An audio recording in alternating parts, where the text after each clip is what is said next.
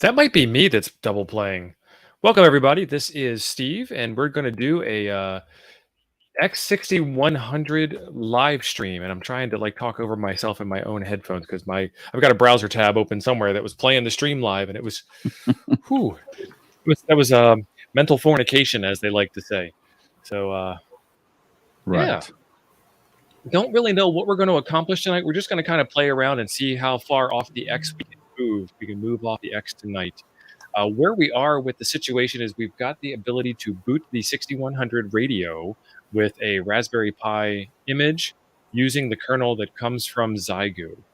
From there, we can get Wi-Fi working, and from there, we've got a sideways screen on the radio.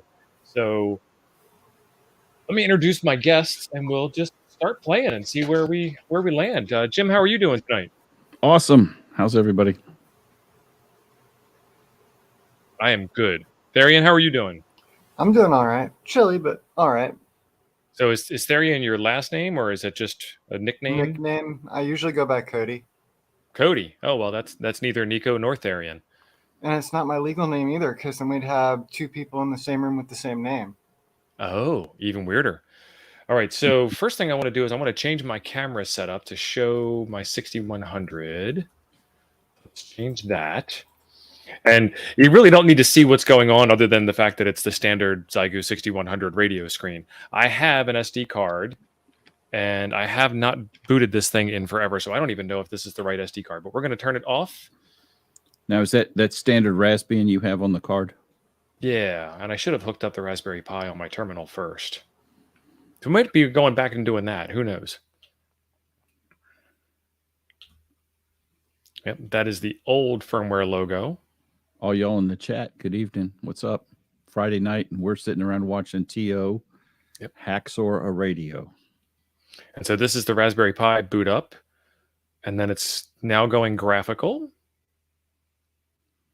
And what size is that screen? Is that like 800 by 600, something like that? It's 800 by 480. It's the same size as the official Raspberry Pi. That's right. Touch screen, which is not a good resolution for ham radio apps. WSJTX in particular is off the screen. But now you can see that I've got Raspberry Pi OS running on it, and the lights are kind of poopy. But can you embiggen that? More of the radio and less of you? I can, but that's like work. I can do this. And solo me. But the point is that's a Raspberry Pi screen. It's really more just to show that, hey, it's doing the thing, as opposed to please read every word on the screen. Now I'm a little behind on the 500 messages a day that you and Therian send to each other. Because apparently y'all are into this. So does the mouse keyboard work when you boot it up in Pi mode? Can you mouse it's sideways? You can mouse around. It's just everything's a little sideways, which is it would be awesome if it wasn't like upside down sideways, because the push to talk button is here. So if this was rotated 180 degrees, it would be like a portrait mode cell phone kind of setup, but it's upside down. So, but we have the technology. We just don't know how to implement it yet. And that's what we're going to try and play with tonight. So I'm going to switch my screen over and see if I can log in, because I didn't log in first. So I just have a terminal session open. I'm running on Mac OS. This is just iTerm. And I'm going to try to SSH into my Pi, which is then serial port connected into my 6100. And let's do STTY. And do screen. One of the first places I would check is actually syslog, because I don't think we've seen the dump from X11, because the fact that it's able to bring up a display at all means it's using some kind of Mesa, DRI, or other frame buffer driver. Figuring out what driver it's using stock might give us the direction for rotating that driver. A noble heart embiggens the smallest pie. Mike is correct. All right, so you want me to look at the syslog? It'd be verilog and then probably X11 folder in there, maybe.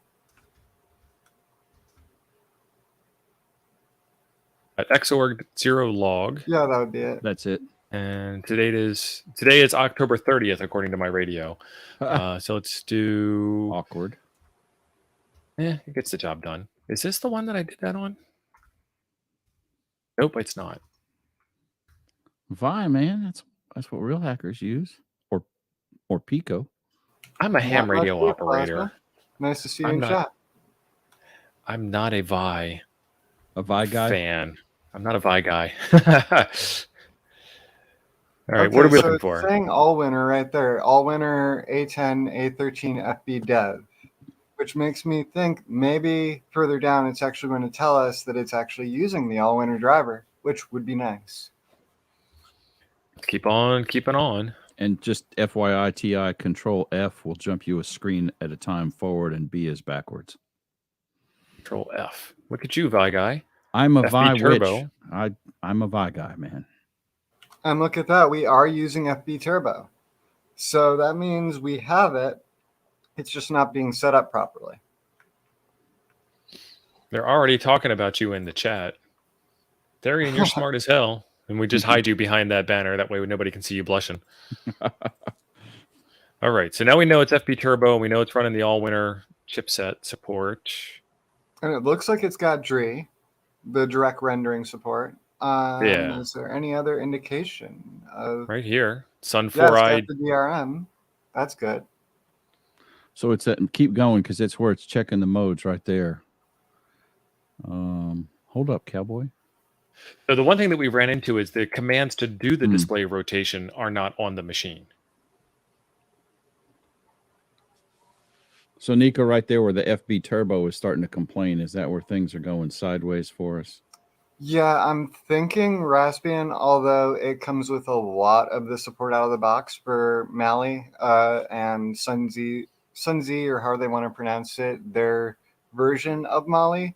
There's the UWP driver, which may or may not be missing. That'd be something to find out in dmessage. And then there's also the AW USB driver, which lets you interface with the SoC on a more low-level basis. And it actually happens to be that the FEL part of Sunzi or Allwinner's boot process contains some of the low-level display in its stuff. So if it's being emitted in that wrong rotation and we don't have an interface to that control, that would be right there why XRander or whichever implementation we've tried so far isn't exactly working right. So one of the things we're going to have to do for posterity on the stream is sort of unpack some of those words. So you said Mali, and Mali is the GPU, which is the graphics processing unit. It's the graphics card that's inside of this radio. And then you said Mali 400, if I remember right. I think that's correct, yeah. And then you said FEL. What is FEL? Because I don't even know that one. FEL boot on the Allwinner SoCs is kind of like a, oh crud, I crapped my pants. I need to restore the radio. It's like the BIOS of your traditional computer. It's a very low-level interface for restoring functionality of an otherwise broken rig. Ape, what do you know about Mali? He thought Mali was something else. else. About going to a club. Not that Mali. I knew that was coming from somebody. I was expecting Plasma. Thought maybe it's MALI. Thought maybe Ape was better than that, but yeah. So. And we actually see the VFP and neon optimizations, which means it's a good version. The no G2D might actually be part of it, because see where it says can't load the kernel module? Yep. So that could be part of how it's trying to interface with the display. Right. A little Mali will make you Vi curious. Yes, Mike, it will. Okay, so I think what we need to do is check the wireless, and I don't think this is the boot image where I did the wireless transfers. Let me pull up my notes on wireless data transfer. By data transfer, I mean copying the drivers from inside to outside. Inside the MMC on the internal firmware chip to the SD card that I have. So I've got some notes for that. So he doesn't pick up the network drivers when he boots? Well, they're not on here, so no. It requires a kernel module, and that kernel module requires a firmware that it's loading into the Realtek module at runtime. Okay. So that's kind of part of the issue with compiling our own kernel on this is we only have the DTB, so you have to convert it to a DTS, which is kind of like a, device manager in Windows, Jim? Yeah, yeah. It's kind of like that for the radio, so it knows where all the components are at boot time. So we get the DTS, we compile our own kernel, and then with DKMS, which is like a modular driver subsystem for Linux, we can compile our own drivers, not including the Realtek driver or any of the all-winner stuff that we might want or not want, or SDR modules, or basically anything you can think of at that point. So what we're really looking for this thing is the Rosetta Stone, the key piece to get us jump started to bootstrap this process. Because right now it's like we got this. You guys have got this piece. We know what it is, but we can't get to it because we're missing something. And we got this piece, and we can't quite get there. So, yeah. Well, we've got a booting stock Raspbian, so the bones are all there. It's just figuring out what Zygu messed with that is making it harder than your average tablet. Because there's NES Classics with this chipset. There's tablets. A whole bunch of stuff you can get on Amazon. Oh yeah, all those Android TV units, almost all of them have a Mali in it. Oh yeah, we could technically at some point dual boot like CyanogenMod, and Linux and Armbian. Well, that was my next question. Can we try to boot something else instead of Pi? Can we boot Cyanogen or Android or whatever? And maybe so I've get farther? booted Armbian, which is a flavor of Debian Linux on here directly. But Raspberry Pi makes more sense because of the support in the community for ham radio apps. Right. Oh, yeah. What I'm doing is I'm copying the kernel modules over.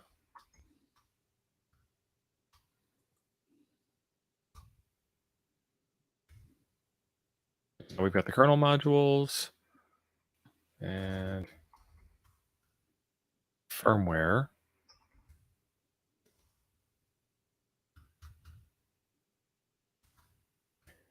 This was kind of a sloppy job that we did where we just sort of like wholesale copied. We didn't actually investigate what the individual files were. So we're kind of making a mess, but we're making a useful mess that we can then clean up later.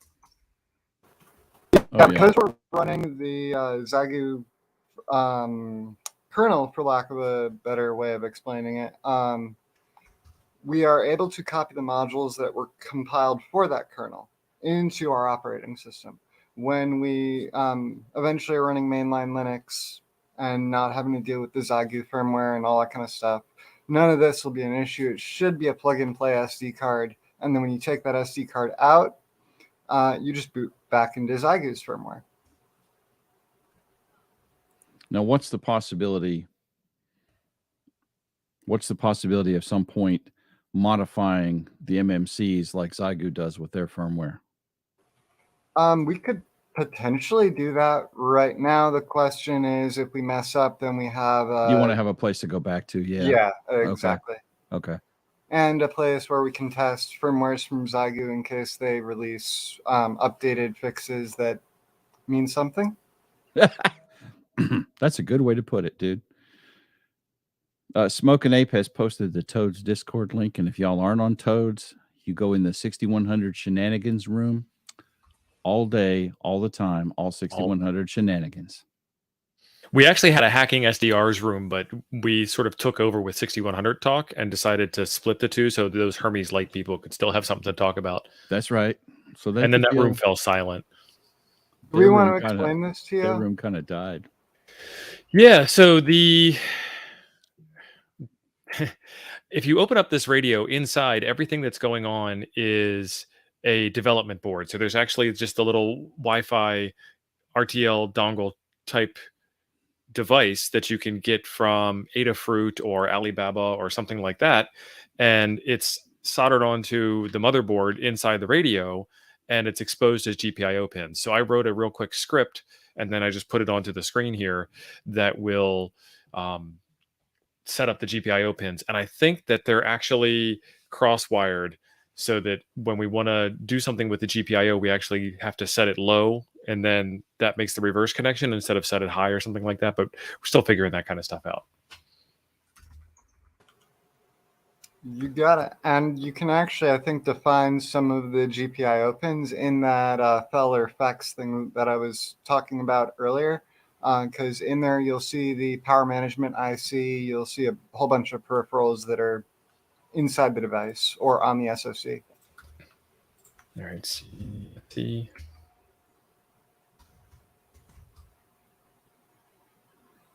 I've got a copy over the Wi-Fi comp and put my Wi-Fi password in, so I took that off the screen. Because you guys are going to be driving by my house in frigid Luck, Wisconsin, and hacking my Wi-Fi's. Wait, I can't figured get out my Wi-Fi? plan. I could have gotten free Wi-Fi the next time I'm in Luck, Wisconsin. Son of a biscuit. Jim, I don't like you enough to give you my Wi-Fi password. Thwarted. Jim, we can team up. I'll crack the Wi-Fi. You start browsing the internet. Oh, dude, if he's running anything less than WPA3, I got him. Oh, nice.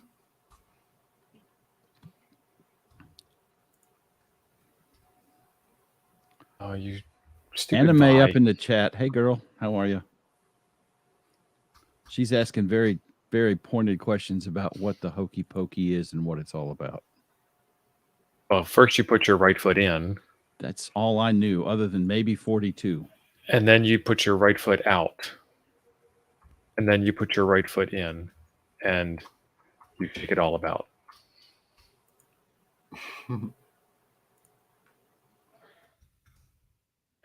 Oh, Vi, you're a pain in my butt.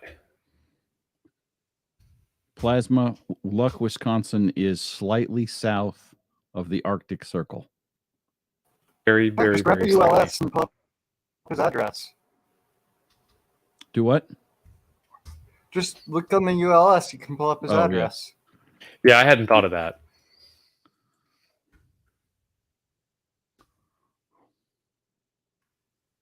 I feel like I'm typing on a Commodore 64 again. I'm just trying to keep up with the chat. This is getting pretty good in here. Kate MRD is in here. ZL2TOY is in here from down under.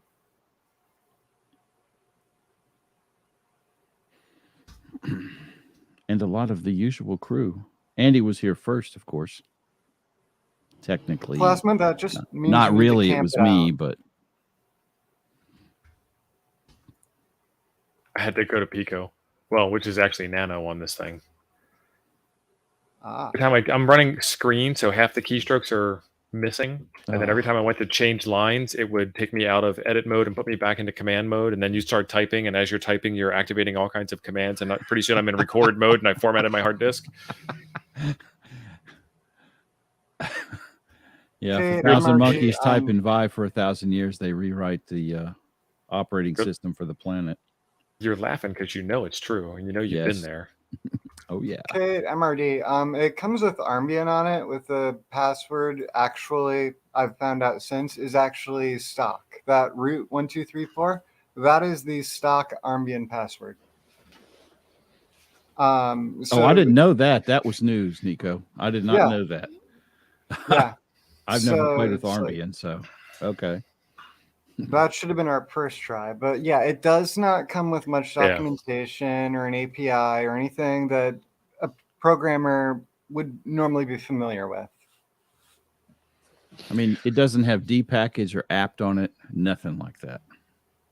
It's stripped down in that sense, but they also left a lot of stuff in there like Nginx, FTP server, SNMP turned on. server, a whole bunch of stuff. Yeah, Nginx is on by default in that thing. Yeah. Which I was like, wow, okay. So it's there. So there is a potential of getting more battery runtime out of the stock batteries by disabling things that aren't needed and doing CPU freak D, which is basically a way of scaling back the clock of the main CPU when it's not needed as much. Right. All right, so it's not happy. I don't remember why it's not happy. Did we do the GPIO? Yeah, you can see it on the screen. Okay, watching.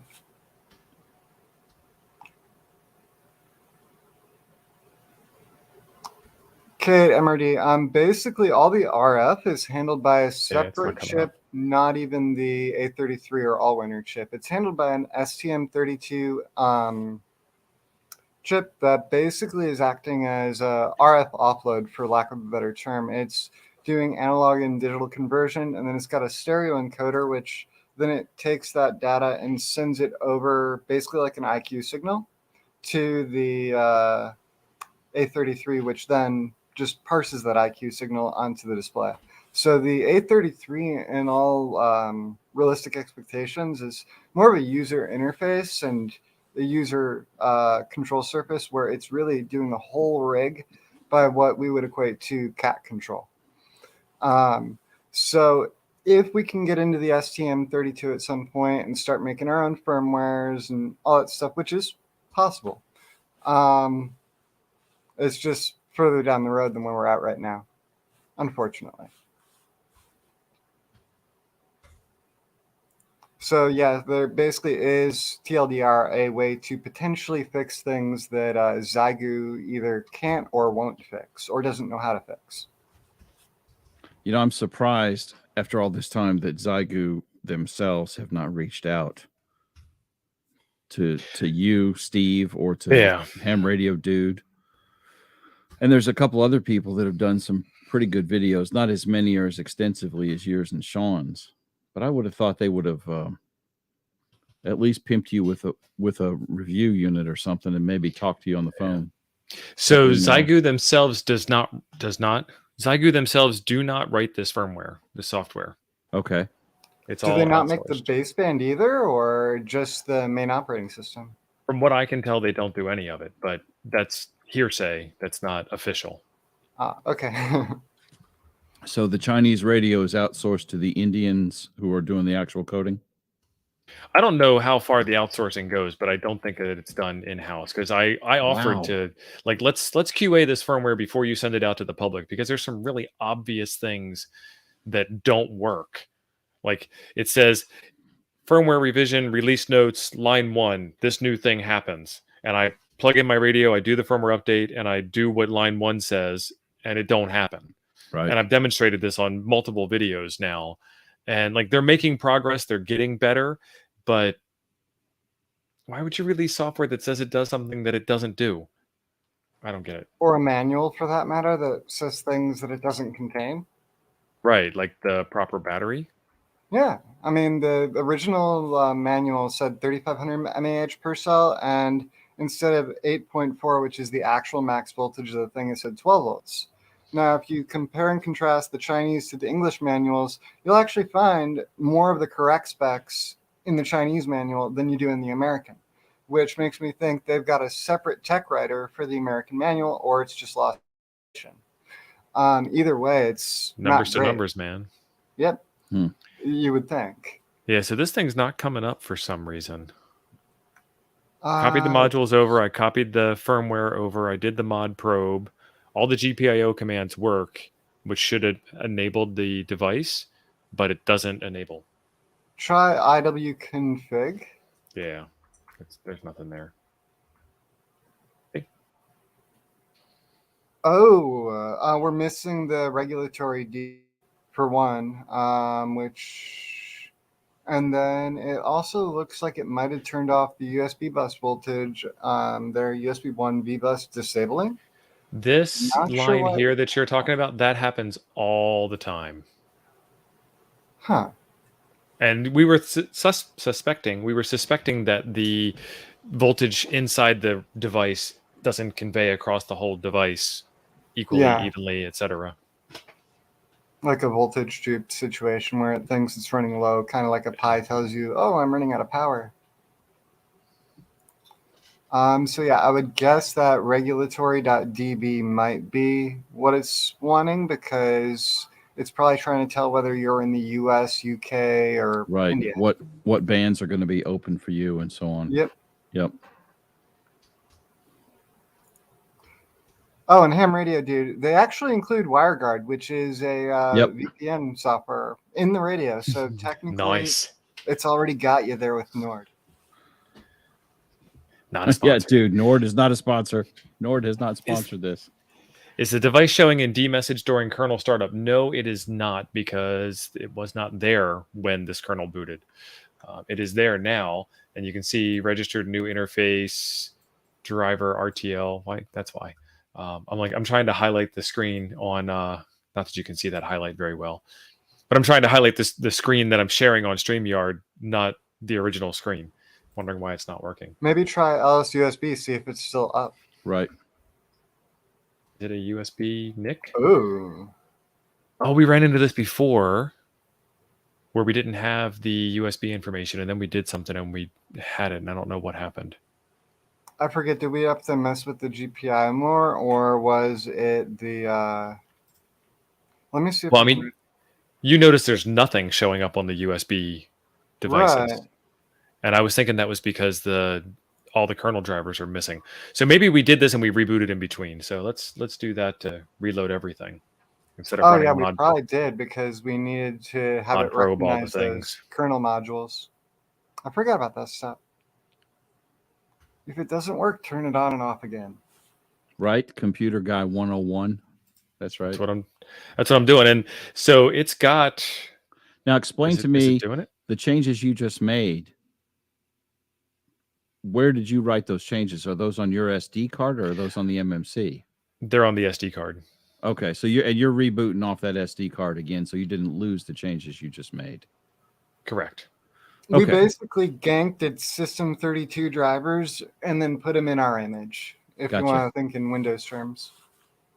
I switch it, man. I can do it either way. You're versatile that way? I am. 350 either side, buddy. Not as dorky as you two, though. Not quite. And I say that with a lot of love. A lot of love, brother. Look at that. WPA supplicant started on boot Yeah, up. So there you go. And now we have more things on the USB hub, but still not enough. Do your IW config. And yet. But it didn't pick maybe it up. try the GPIOs again, the script. Yeah.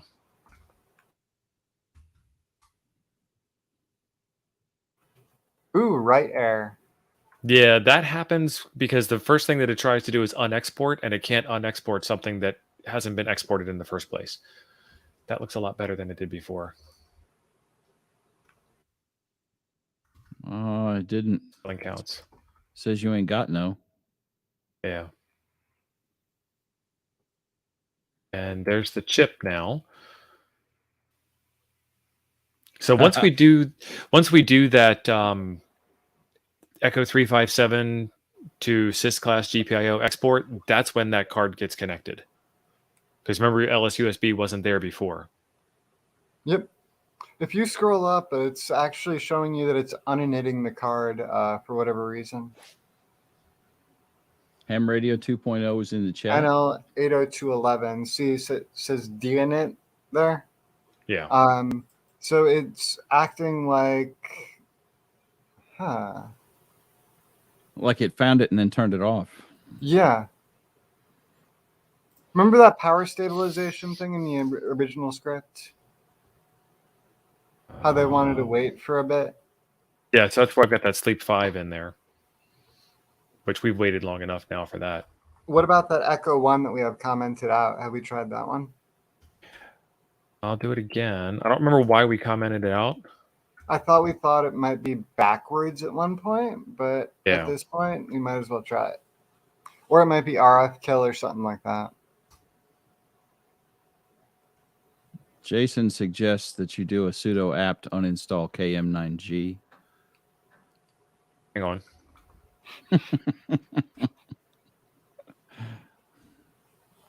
Spelling counts. Spelling counts. And oh no, we hit enter. Dang. It still doesn't work. I get jokes. Get jokes. We get jokes.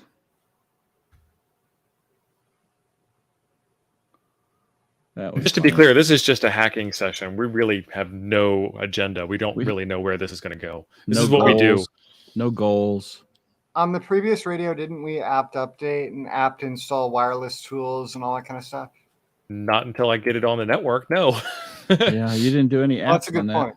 I forgot about that. We did do it afterwards, but didn't work. Let's see here. Let me see if I can find where that regulatory DB is or whatever it's complaining about right now. See, now that I'm running it again and it was already exported, it didn't give me the, invalid parameter on the echo Steve, command. try and run that script again with the -X, and that'll let us trace the commands as they execute. I don't know if that'll give us any real clues, but... Am I supposed to press something after the first command runs? No, and apparently bash doesn't do it. Try shell -X on it.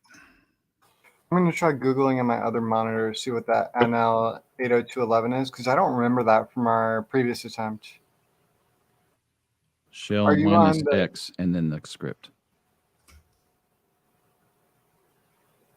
There you go. Hey, look at that. Yeah. I didn't realize it was sensitive about where the -X was either, but I know it works. So the supplicant, it thinks it initialized, but... Oh, it's not loaded. Nope. Mod probe. P. L. XXXU.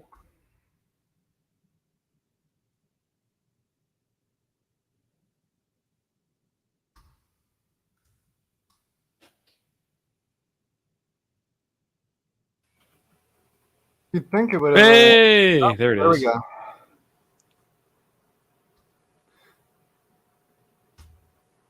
Yay. You would have thought with it having the kernel module there and it being USB that it would have imagined it as plugging in, but I bet they don't have UW set up for that. They don't have it set up so it picks up, right? There we go. have network. Hallelujah. Praise Jeebus. And that was in my notes to do that. So I need to add reboot to my notes. Because we just rebooted and then I picked up after the mod probe. I didn't have the mod probe, but I'm getting good ping times. 1, 2, 3, 4, 5, 6, 7, 8, 9, 10. And no dropped packets. Nope, there's a drop packet. Now that I say something, we lost 20, how 22. How far are you from your router with that, from your Wi-Fi point? It's the other side of the house, 100 feet, 150 feet. I haven't measured it. Sean had a real bad time with that. It worked okay for me, but I have an AP about 15 feet away, line of sight. So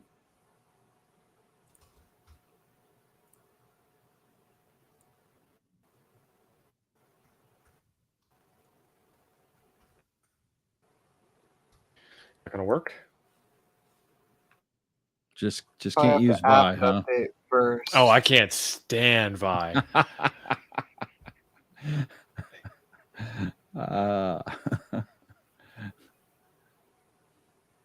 Might have to apt update first because it's probably out of date, but let's see. It's definitely out of date. Which I think it's Joe. One of those uses WordStar commands, which there can't be more than 5 or 6 of us left alive that know those. Well, so I started out with WordStar, then I went to WordPerfect like everybody, then I went to Microsoft Word like everybody. Now I'm on OpenOffice like everybody. But in that WordStar evolution, there was also all of the Borland tools like Borland Turbo C and Borland Turbo Pascal all use WordStar. All use WordStar, yes. So I know these keys. Dude, I started messing with WordStar and CalcStar and all that crap on CPM when I was still active in the Air Force in '82. Yeah, I learned WordStar a million years ago. Well, literally 40. And then I type in Vi commands anyway. All right, so now we've got that set up, so that'll be mod probed all by itself. All right. Real men use Vi. Yes, Phil, I am not a real man.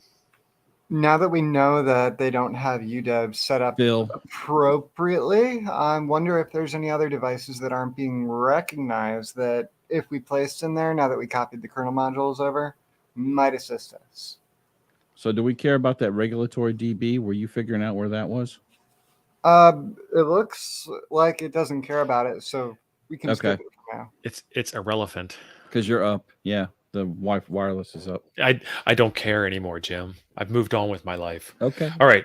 So we've got Wi-Fi working on Raspberry Pi image, and now we need to start getting back on track with rotating the display. And I ran XRandr, XRNR, and it can't open the display. So where do we go from here? You on apps like that, you actually have to specify the display with export. Let me see if I can find what the command is, because it's been a while since I've had to do it. Oh, look at that. Nico's audio is breaking up. So if you start X at this point, you get the sideways display we've been getting. Right. You can see it right here. It's already sideways. Oh, okay. I'm with you. So you see dash display there? Yes. Right after help. That's where you're going to specify display 0, because the xorg log file that we had was for display 0, and that's the default. And then there's also one for rotation in there somewhere. Can't open display 0. Huh. Okay, that means we don't have to, well, your root, so you should, but I bet X, let me see here. I bet it wants I'm not thinking all those. Are they using a different number for display 0? It's not display 0. I mean, we could a list. AUX and see what it says. But let me see if. Well, grep it, Steve. Grep it for what? For the word display, and see if it's passing it on a command line. You can figure that out. Or xorg, capital XORG. And there we go. 0. xorg 0. Okay. See 0 auth. Okay, so it's using light DM. Huh. It's just screensaver. And oh, crap, I touched it. Oh. Now I've got a fingerprint on there. What did you do? I touched it. It's not a touch screen. It's not only not a touch screen, it's not oleophobic. And I wanted it to be a touch screen, and I can't count how many times I did that when I was messing with it. I kept reaching up there. I'm like, dude, saying 0.0. Let's try 0.0. I'm all. That might actually help.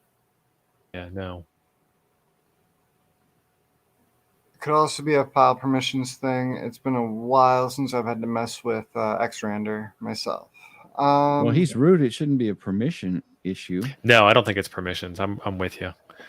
It could also be the output, because sometimes you have to specify output and then like LCD 0 or things like that. Yeah, Steve, that was what I was going to suggest. You did it. All right. I did it. Ape says that we all need to buy scopes and that we would figure this out. I don't know how a scope would help, but okay. Actually, he was talking crap about me. Yep. See, that's what I was looking for. Is this gonna work? Looking for. If you check the try your query with the display, it might tell us the screen name. So one of the things we might be running into here is I'm over a serial console over screen, and the display is not connected here technically. So let's see. Config, and that gives us 143. Remember 143? Yep. And that's stat A.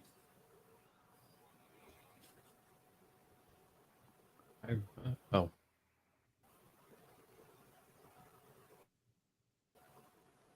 And now it's not running any SSH services or anything. Probably have to apt install OpenSSH or SSH server or something like that.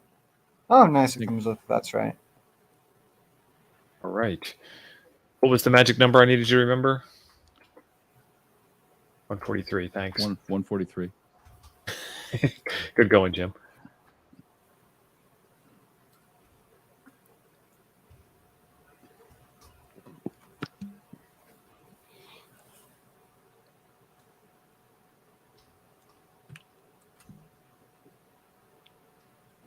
$200, buddy, not 20.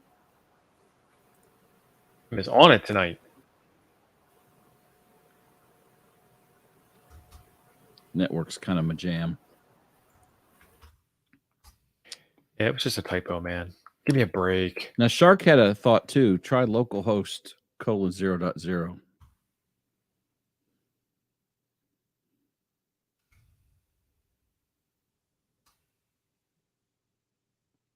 Okay, that's a little different. Yeah, just lose the query. Yeah.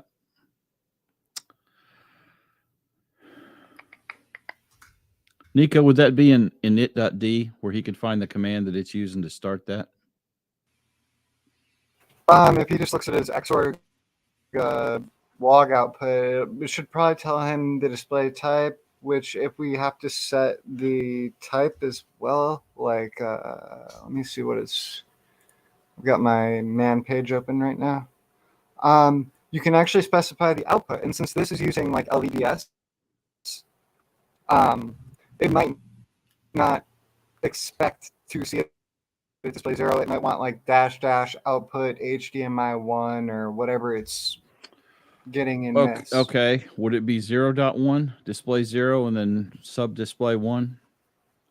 It should be display 00, but if we look in here, how it says like frame buffer or FB, so it could be, it might want -- output space FB0 or something like that. Even when you get into these computers that don't have traditional input outputs like a normal computer would, it can sometimes be a bit of a pain in the butt.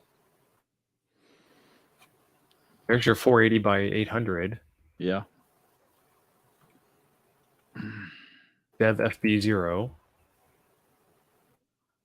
That's why I'm thinking it might want some kind of declaration that we're trying to output to the frame buffer versus like HDMI or one of the other display outputs that this dev board might have.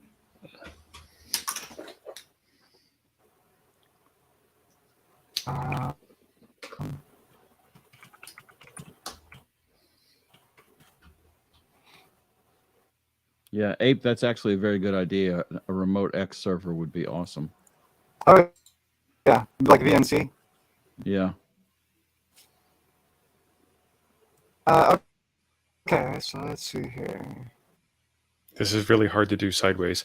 Hey, how about I turn the radio? Oh, yeah. Look at that. That's like, that works. Now you got a profile monitor. Portfolio or whatever the heck it is. Let's portrait. Yeah, portrait. There we go. That's the word I was looking for.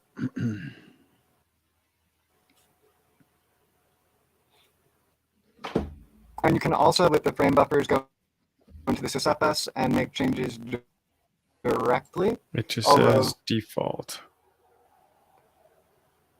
It just calls it default. That's going to be, is that set in the environment then? If it's calling it that, that's got to set it somewhere, and it's going to be in your environment variable. That or it could just be auto-generating this whole config at boot up, and it's just not really caring what's what. Okay. So if I go into configure and I go into screens and I go into default and I go into orientation, right inverted left is not a choice. They're grayed out. Huh. Now let's see, sysclass graphics. So Glenn's asking, what Raspberry Pi are we using? Glenn, this is a very special Raspberry Pi. We're using the Zygo X6100 Radio Pi. Have you tried a USB Ethernet dongle? I have tried a USB Ethernet dongle back before where I put Raspberry Pi OS on it, and it connected, but there were no kernel modules. Yeah. So it couldn't find the right kernel module, and you couldn't, in default X6100 mode, you can't install anything. Okay. So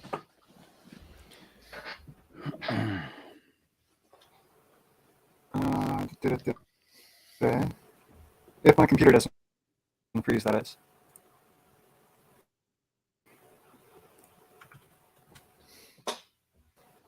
See if that works/exists, because if it does, we might be in luck. Oh, that's that. Yeah. Once again, we're overthinking stuff. So that was the problem with the password. We tried cracking the password by using a ridiculous amount of hacking strength, and it was going to take weeks, months, years to go through the entire cracking database. And somebody just went in and just ran John the Ripper on it, and the password's 123. It took like 7 seconds because we were looking at it like it's probably encrypted and whatnot. And the way that I originally cracked the root password on this was I did all of this booting up like this, and then mounted the file system and erased the password and pasted in a known good password, and I was able to log in. But that'll always work whether you know what the password is or not. I'm just replacing the password in the password file. And they're not using Etsy Shadow. Go 1 greater than, which makes that whole thing a lot easier too. S graphics 0 directory. Device and power rotate. So I forgot. It did not rotate it.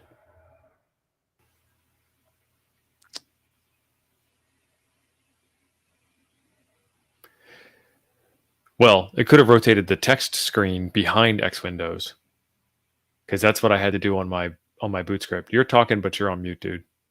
I feel like I'm on a Zoom at work. Maybe we have to restart X11 probably, because that's what I was. Yeah, not have seen you make that change. Now, so I don't know how to do that without Control Alt Backspace. I guess you could just kill it, but you can do Control Alt Backspace, restart or something like that. Yeah, there's an init script for it under Xorg, I think. All right, so I have logged out. Dude asked a question, and I thought you had done this, T.O.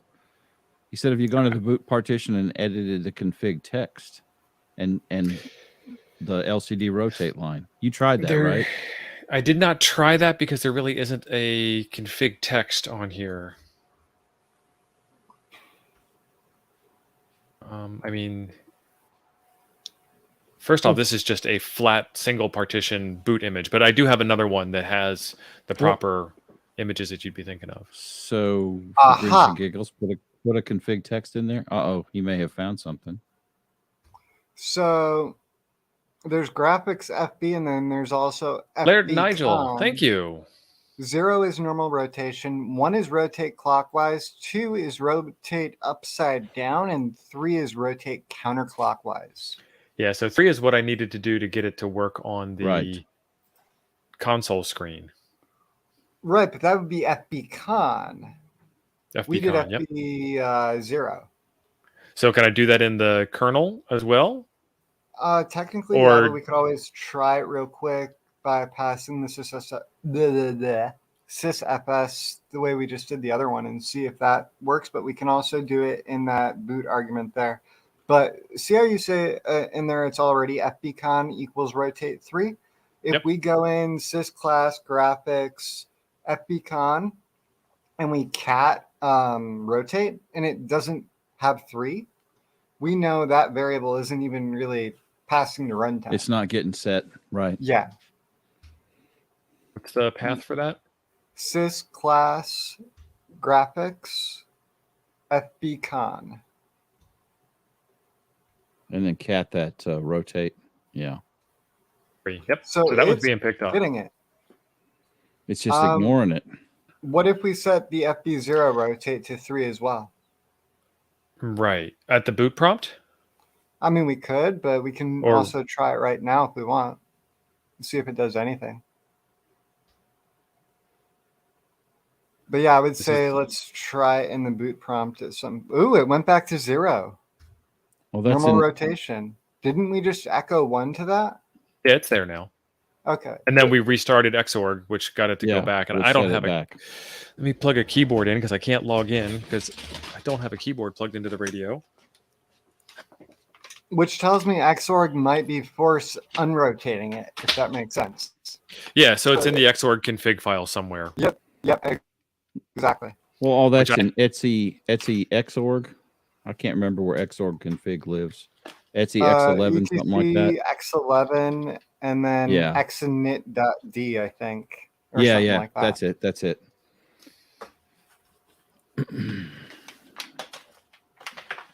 Hey, y'all, if you haven't smashed the like, smash the like. Appreciate it. 67 degrees in here. It's getting cold outside. Well, man, right, Alabama's we're in a freezing spell, man. It's in the 30s. I could die. There's Etsy X11, but that's not the one we want, right? Now, Don says user X11 Etsy, but I thought it was Etsy X11 and then Yeah, you can go to xnet.org. X11. And Is it linked? It may be a link. See that xnet right there? It might be part of that. Or x.org.conf.d. I mean, there's a few different places depending on the distro where they throw it.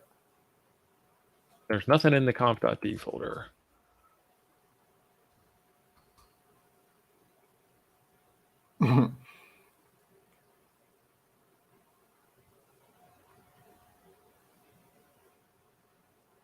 Would you like to play a game of thermonuclear war? Xnet RC, yeah, we can check that one while we're at it. Nothing. So yeah, it's probably configuring this on runtime and making a massive amount of assumptions about rotation and everything. Zero. Nope. Nope. No FP0, no rotate. If you do X, well, you've got an X open already, so I'm not sure if it's going to work, but capital X, ORG, -- configure. Or maybe they changed the syntax. Scroll up some. There should be like an auto configure tag. And it might show us a decent config as a base. Config file. Or the path to where the config is. There's dash configure. Yep, there we go. We can do that. Yep, probe. So how do we dry run that? Because that's going to probe and write. I think it just writes out to std out, but it's probably going to kick the the graphics server for a second. But okay, Server's so already it's active for used 0. Already up, so it doesn't want to do it. But that's basically what it's doing every time this thing boots right now, because we don't have a predetermined configuration. It's running that, and then it's using that auto config. But if we make a static config with the right rotation, bingo bango.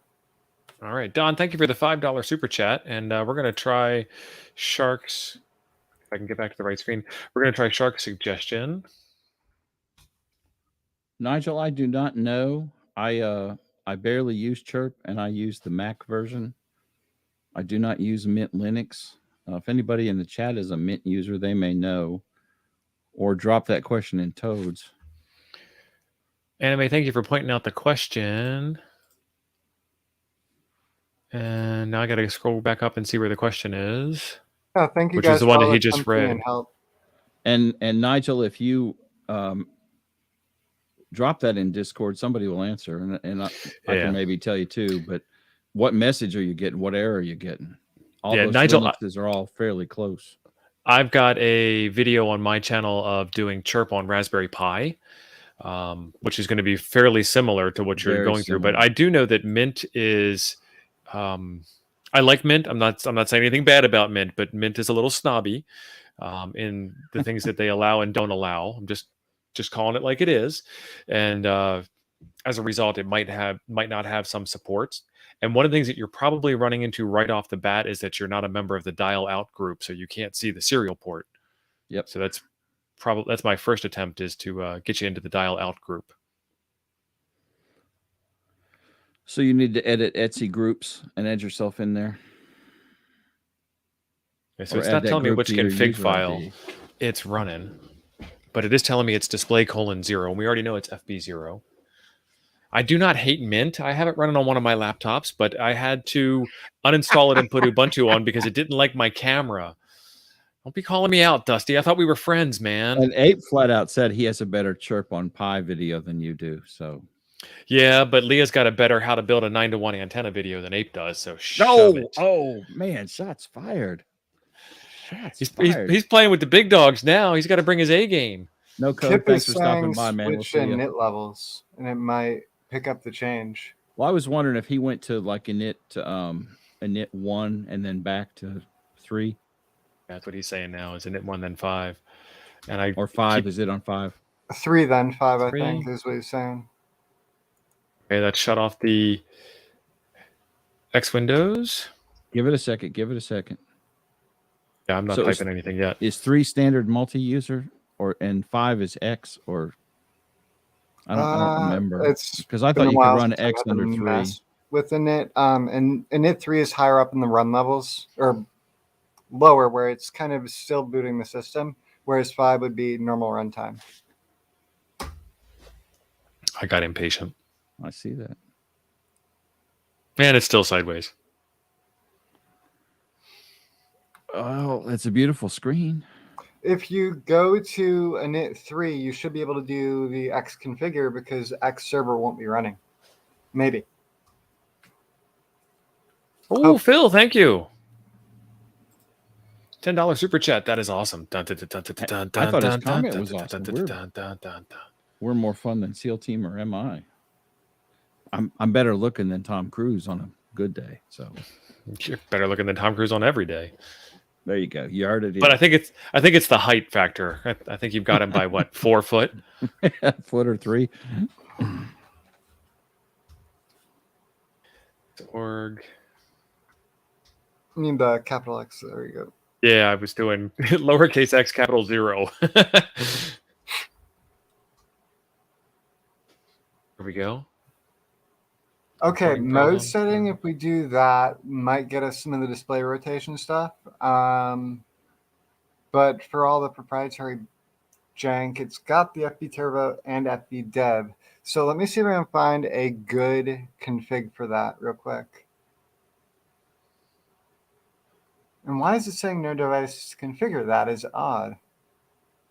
That is very odd. Are you running a camera in your laptop, or is it just a standard webcam? Me? Yeah. That's a Logitech like C710 from like 19 something or other. Cool, because when you go in to read the screen, we're just looking at your black hat. Oh. And it's a fabulous hat, but you know. There we go. Now you can read your screen. Yeah, all 3 of them.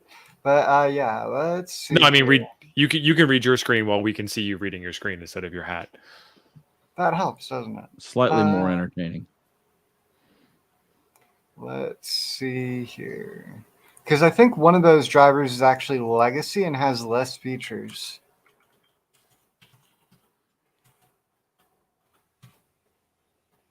Plasma's out here pimping Astro Leah's videos. She's got a good power pole video. She's got a good antenna build video, and she's got a lot of good Elmers here on YouTube. So now Leah's the one that went to space camp. Yep. And she's the one that's the pilot as well, right? Yeah. And then both of them went to the Youth on the Air ham camp this past summer, and that is on again this year. Do you sponsor that? Are you like a counselor or something? Or I sponsor it. I'm not a counselor.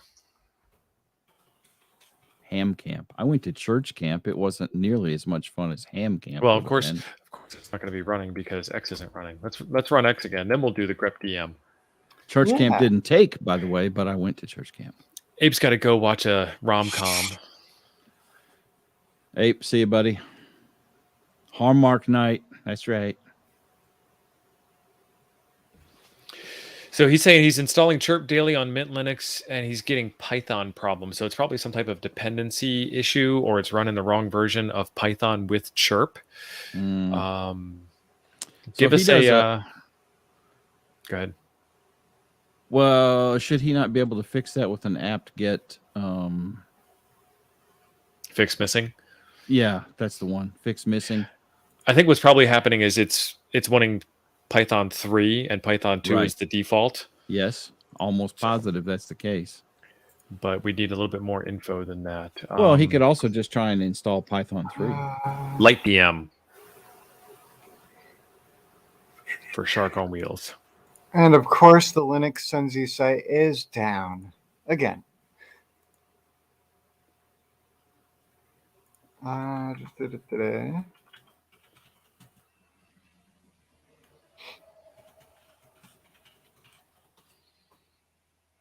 And supposedly FB Turbo should be giving us the best performance on this specific setup. I'm looking up the configuration for Xorg. So Nigel, drop to a command prompt on your Linux Mint box and run chirp from the command line, and you'll get a whole bunch of output, and that will probably be very helpful for us. If you're just running it from the menu, all that stuff is hidden behind the scenes, and we have no idea what it's complaining about. Yeah. Sean apparently went to Bandcamp. Let me know if you've tried any of these. And he plays the flute? I don't want to know what he did with the flute.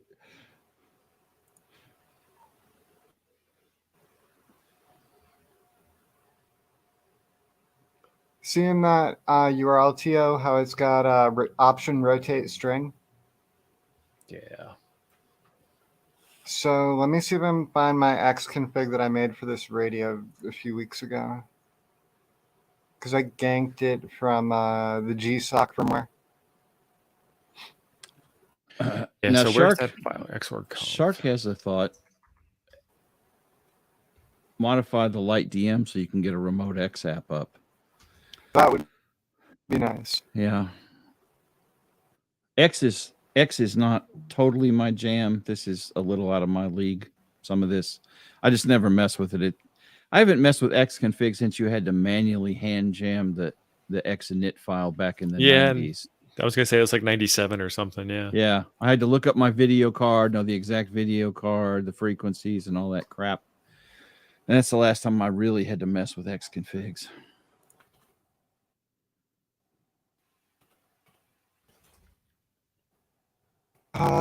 Good.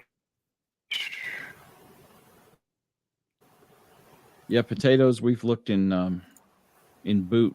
There is only one file system on this, and there is no config text. We can put one on there. Well, and I thought we were going to, and we did not. Steve, can we drop a config text on there? Let's see. Nigel's asking, how do we run chirp under a command line? I don't have it installed anywhere handy right now. Yeah, I don't know. So again, you'd have to message us in Toads when we're not working on the 6100. Right. And I will drop a new link for Toads. I thought it was pinned, but apparently it's in the description of the video. Yeah, it is. That's right. Oh, this is not helping. There we go. We're on here.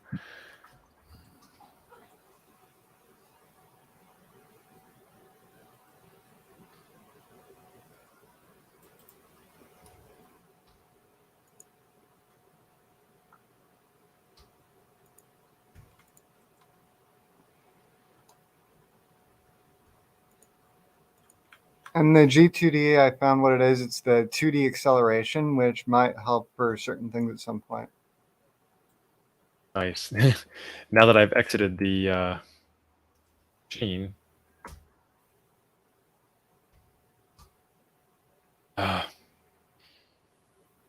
Oh.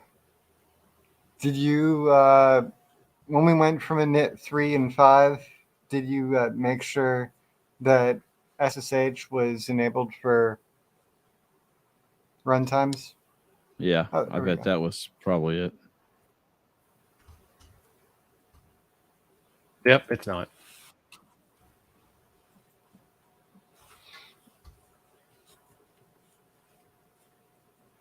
Oh, because I'm not root. And you can't do that. Oh, there's some command that you in screen that freezes the screen. And I don't remember what it is, but I'm in it now. My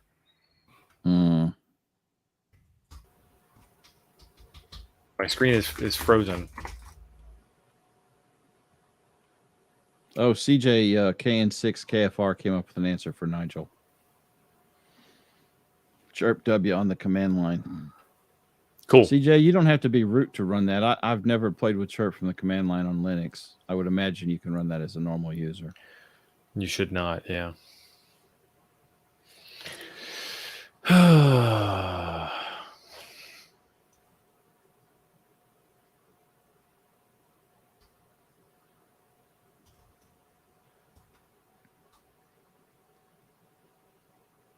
No. I'm going through the GitHub repo for this. How do I kill the screen session? Kill all screen? Yeah, kill all screen.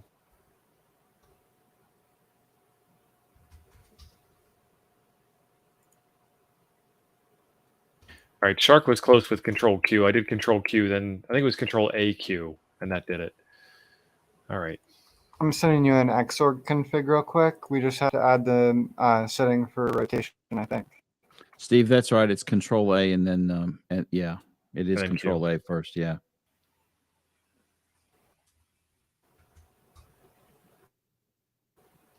Nice. That's not going to work. Hey, it's listening again. All right. Woo-hoo. I guess I didn't need to exit that. Control A, then whatever command Q, or there's a couple more too. In Bash, Control A is go to beginning of line. So I hit Control A, and then I started typing something, and I don't remember what I typed because it froze, and of course, what I typed wasn't on the screen. You mean you need to see what you're typing in order for it to work? Not always.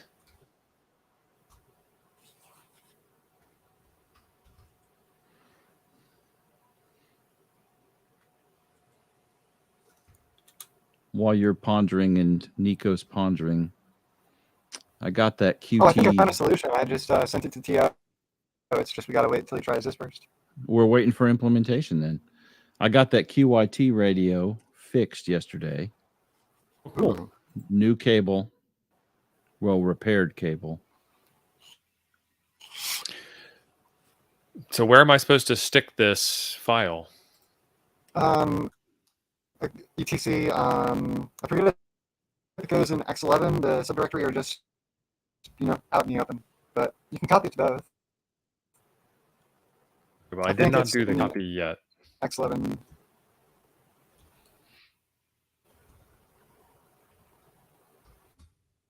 Because I wasn't able to find an xorg.conf file. Yeah, so we're going to make a .conf file. If you want, we can copy the contents of the xorg.conf I just sent you into there, and then we're going to add in the option rotate CCW. And then so the fact that there isn't one isn't a problem. No, it's just automatically defining the display on X load up, but that means it's also saying, oh, I expect him to be using this the way I expect him to be using it, not the way he wants to use it. If that makes sense. So it might not be checking all of like the rotate for FBCon and all those things. Okay, so we've got that in there. Yeah, you should be able to like init 3 and init 5 and see what it does.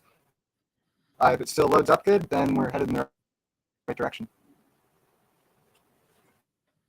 It's trying. It's still sideways.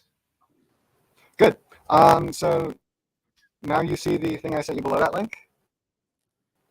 Yeah, hang on.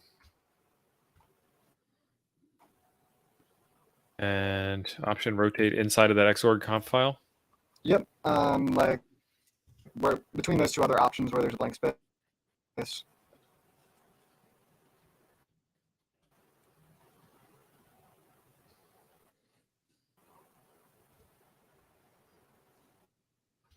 Just because. Anime said the solution to this is up, down, left, right, toads. And then that will fix everything.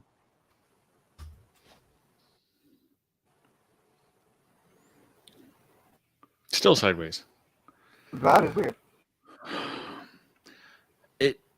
Does he need to restart X? I mean, the init should do that, so. Yeah, that's the confusing part. So I'm wondering if it still deals with that FX stuff I told you about earlier, Tia.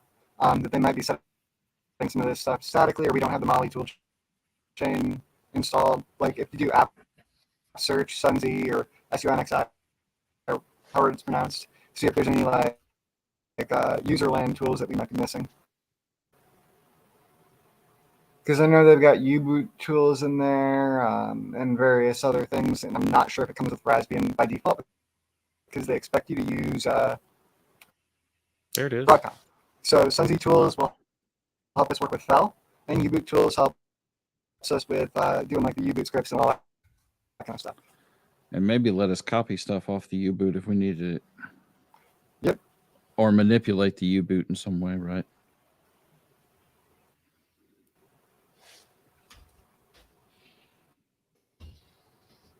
Bullseye. Oh crud! This is Bullseye. That's why we're not having any luck. Mm, You have to shoot it to make it work. Exactly. right. And the chat is screaming at me to reboot. Well, the brother's right. Potato said the same thing. Just because it should doesn't mean it is. Right. Now, I'm here to tell you, I'm all about rebooting stuff. And I rebooted a Linux box one time, and my boss, who is a never reboot kind of guy, this was 20 years ago, he lost his mind. Oh, it's Linux. You never have to reboot it. Never. Bullseye. I didn't have the Thor meme then. Do you want to try that config.txt edit that you were doing, and we can see where that goes? Yeah, sure. Yes, Phil, they're on Buster. No, we're on Bullseye.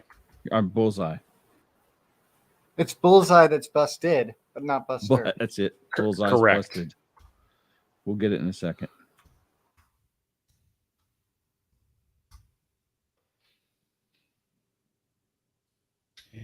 Scan overscan, frame buffer, force hot plug. Okay. I'm looking for any display rotation. Is there even something in here for frame buffer rotation, or are we gonna have to put that in there manually? Hey, is so just a thought, and it's commented out at least up there, but go back about a page. It defined the screen size. And it did, and it was commented out. You're right. Well, I wonder if that may be part of what's making this thing be stupid, is that somewhere that screen size is getting defined as something like 1280 by 720, which it ain't. And when you rotate it, it still ain't. And so X is going no mas. I don't know. So, I mean, it's a thought. I just saw it. Radio Dude just said something that's intriguing. LCD_rotate.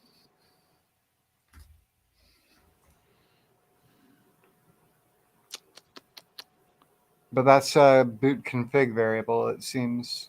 So I guess we can throw that in there and that, and then we reboot and pray to God it works. The old gods and the new.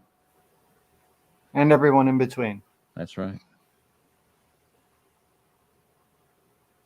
Oh, it's display rotate. If you have no DT overlay.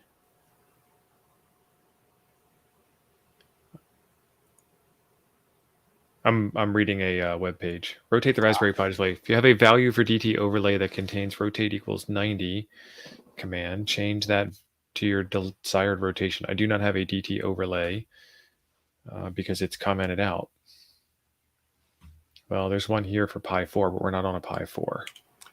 And something tells me that even though we're using Raspbian, some of this stuff might be getting parsed by the Broadcom bootloader and not exactly the Allwinner stuff. I mean, there are some differences. So the question is, how much of this applies to what we're working on? Let's go with this. This is all going to be console rotating anyway, not X rotating. If we rotate the console, maybe the default X position will be correct. Right. So that's where I was getting at, Nico. It's like we're doing the LCD rotate, but X is getting confused because possibly the geometry. I don't know. I was going somewhere with that, and I lost my train of thought. I agree with you. But the question is, how the heck do we make it rotate it when everything we've tried thus far doesn't seem to listen? Right. And that could be like a UWP this console rotation was always good. This is in the command line of the kernel boot up that I set up. This is going into X Windows, and I have an idea. And a dangerous idea, but an idea. And it's not rotated. What is your dangerous idea? TO is the danger ham. Do it. Their Z image / U image is part of what's at boot time. Once we get out of init and we go to Raspbian, that's when everything goes haywire. How much do you want to bet they're setting the display somewhere in there? And if we were to get that same variable set within Raspbian, all our problems just go away. So probably rip apart their Z image, U image, whatever's in their kernel, and see what they're setting differently than we are. Are you overthinking that, do you think, though? I mean, I don't disagree with you. I think the logic is solid, but I'm also wondering if we're trying to over-engineer the fix on this, like we over-engineered the password stuff. This seems like, in my mind, it seems like it's an X thing. I would say the screen is coming up straight normal, though, you know, before we get to X. And as soon as we get to X, that's when everything literally goes sideways. If we drop out of X, is the terminal rotated properly? I don't know. Did it? Did it rotate back? I mean, when he boots, before it goes into X, it is landscape mode like it's supposed to be. But then once it starts X, I don't know if he'd have to go back to an init 1 or something and see if it what it did. It might be inside the init we're fine because that's all Zygoos show. And then once we're out of that, and then once Raspbian sets whatever it wants, it could be throwing a wrench in things.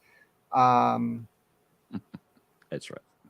And yes, I would like to say I'm overcomplicating it, but I know they've got that boot logo, which is part of U-boot, I believe. Yeah. And that's got the right rotation. Their kernel's got the right rotation, but we don't have the right rotation. So there's got to be somewhere where that command or argument is getting tossed aside. Why it's getting tossed aside, not quite sure yet.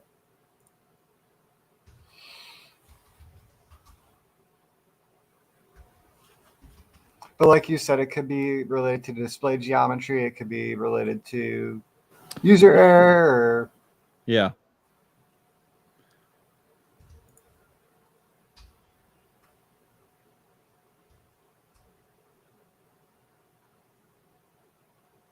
What's connected to the radio now? A mouse and a USB to serial adapter that's plugged into a Raspberry Pi. Now Ron just threw something up here. Ron, what file is that? Is that Etsy X11? That'd be the Xorg file. Xorg, yeah.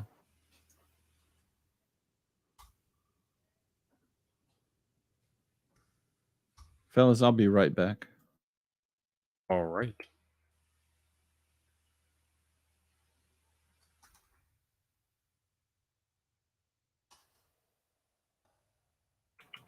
Is there any indication that in dmessage or anything like display information, errors, anything like that?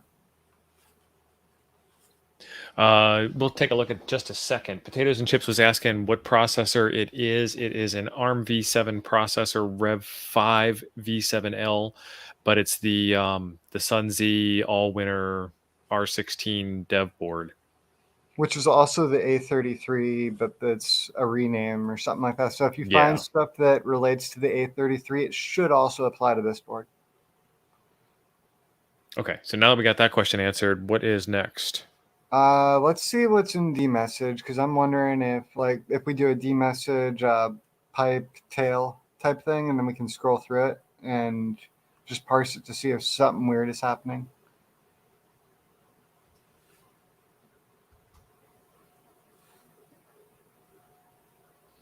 So this is the end of it.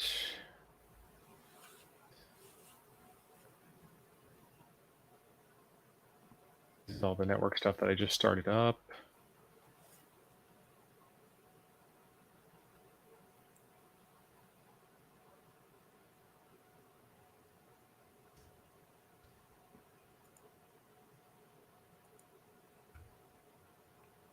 Yeah, Potato, he tried that. It's not letting him rotate it the right direction, I believe. Correct. It's grayed out.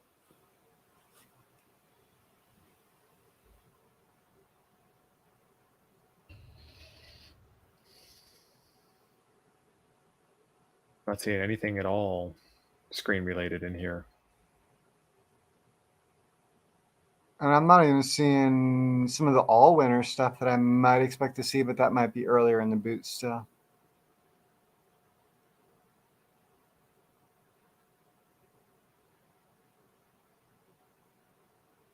Your Sun Z MMC. So this would probably be part of the init, because I know they do have some USB stuff in there for DFU and yeah, panel 0. So we're starting to see some display stuff there. Crypto engine, interesting. The rotary encoders are the knobs on the front of the radio. Yep. They show up as GPIO or I2C devices. I2C. We're using Lima? Huh. Interesting. Instead of Mali. Yeah. Well, see, it says Lima open Mali source 400. driver for Mali, but it's not Mali, Sun Z Mali. Failed to register cooling device. There's no cooling fan on the GPU. Oops.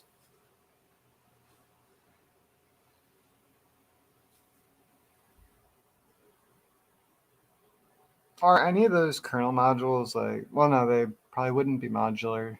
In the case of this radio, I would hope they compiled them into the kernel. I'm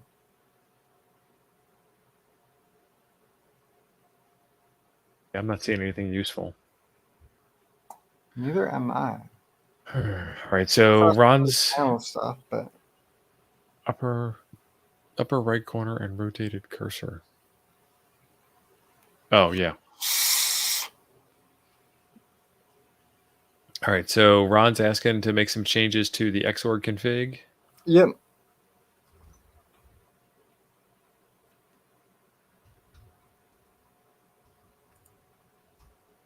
I'm wondering if there's a driver for that panel or something that we're just missing that, like the Wi-Fi, we need to mod probe to expose the interfaces.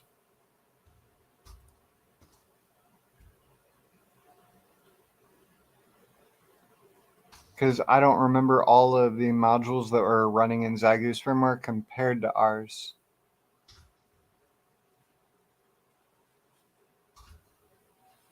Oh yeah, I forgot that section. But it did come up with the screen, so. I'm not sure this actually has HDMI. I don't remember. I don't think so. I think it's LVDS. Yeah, that's the main reason I'm like, some of these Raspberry Pi things might not be a one-to-one translation. But I think those are arbitrary names for the device above.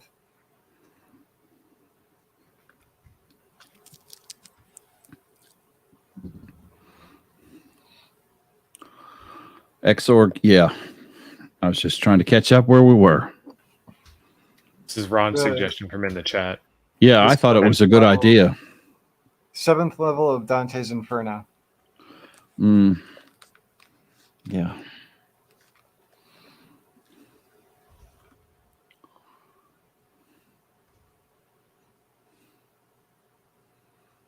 My kid is getting over being sick. The wife is trying to be sick. Don't let her. Well, at least it ain't still COVID. Sideways. What's in your X11 logs? Is it actually parsing our config, or does it seem to even try to? Yeah, that was my next question, is what is the log showing us on this? Using config file at cx11xorg.com, so it did try. Screen main. No layout Monitor section. Yeah. Using the first screen section. No device specified for main. Automatically adding devices, enabling adding GPU devices. So it thinks our config is ill-formatted for the hardware that it's dealing with. Yeah.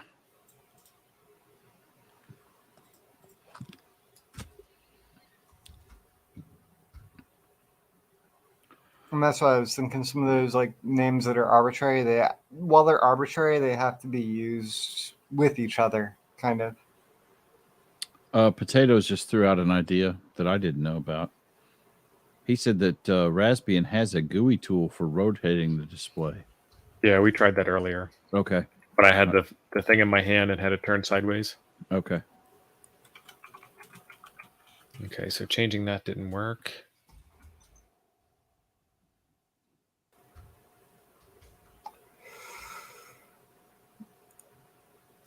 It's happier. No monitor specified for screen. Using a default monitor configuration. I've got a command that might do it. Might. We shall see. It's another xrandr one, but a different syntax that might stand a chance.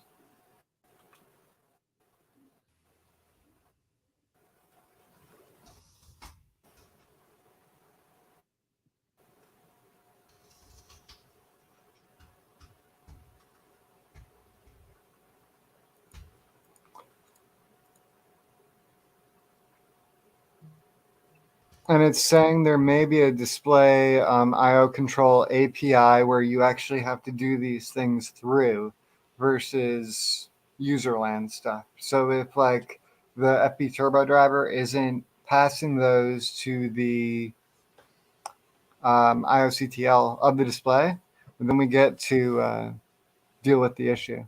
So I'm wondering if that's the main difference between what Zygo is doing at their boot time versus what we're doing. Is we're trying to do it userland. They're doing it through the device's API/IOCTL, which would make sense if it's only settable properly through that.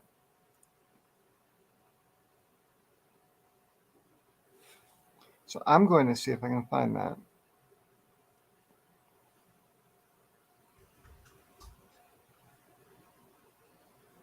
Well, that's encouraging.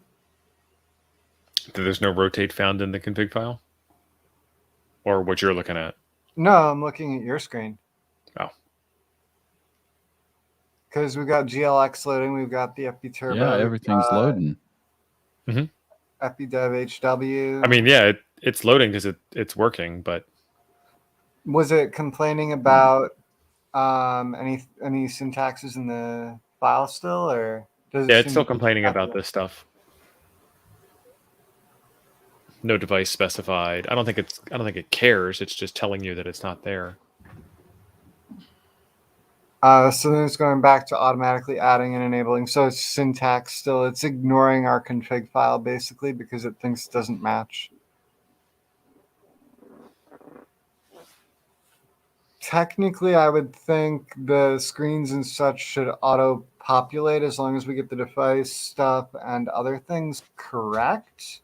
But if that rotation has to be set for the screen, Ron, then yeah, potentially we would need a monitor section. Yeah, the monitor section. Yeah.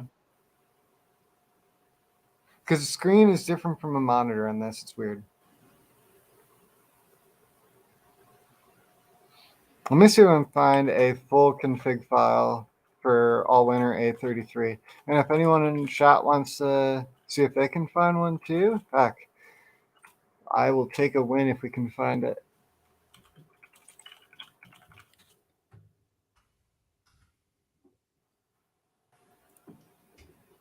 Oh, that's an interesting thought. Steve, you have a keyboard on that, right?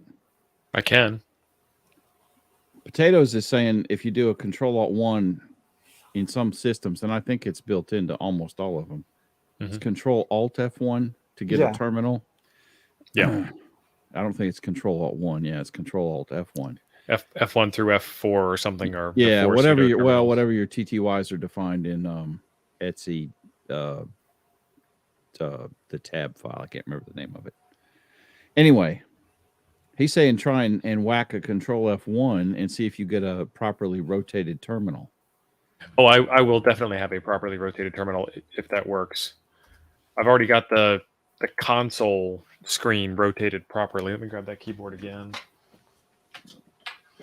All right, keyboard here. Oh, that's annoying. Laird Nigel is punching out for the evening. because it's oh my lord, it's So dark middle of the night. Nigel, we will definitely see you later on, but definitely join us in Toads, and we will continue to try and help you out with Chirp. All right, so there's Control Alt F1, which did actually work.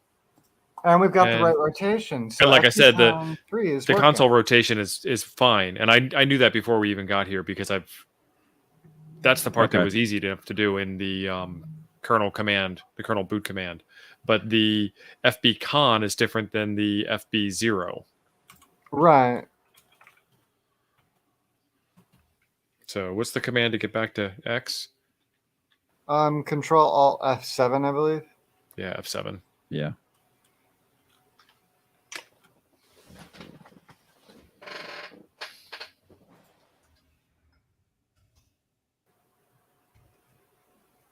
Wow. Let's see here.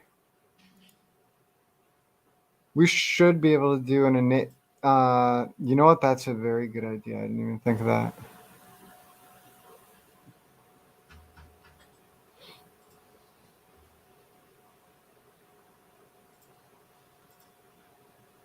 We can define the monitor separately from the rest of the config and do the rotate on the monitor through that.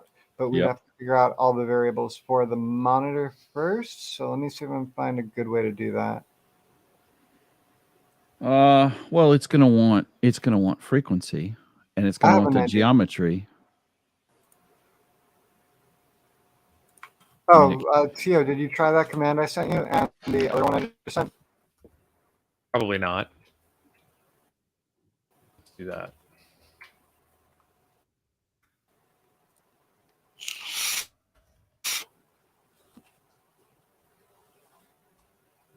And open display. So it doesn't like default. If you do the next command I told you, it might actually tell you the display name and everything else as well.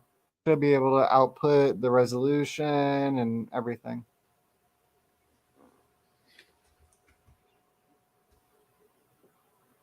Or use INXI or one of the other commands. Yeah, so it's like there's no point to running grep when there's no display output.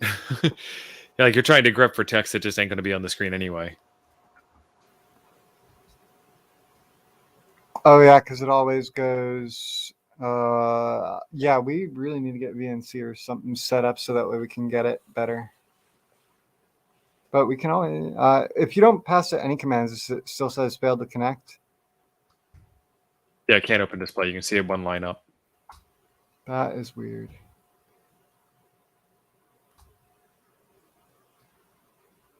I think it's just missing the driver chain. Yeah.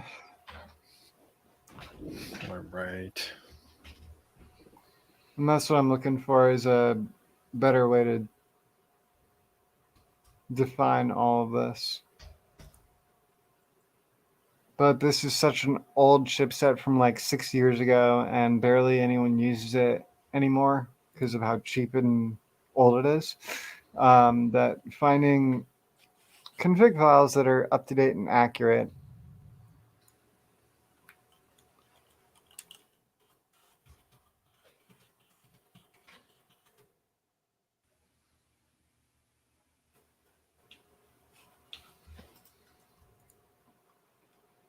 Let me see if there's a way to dump the running config of X as well.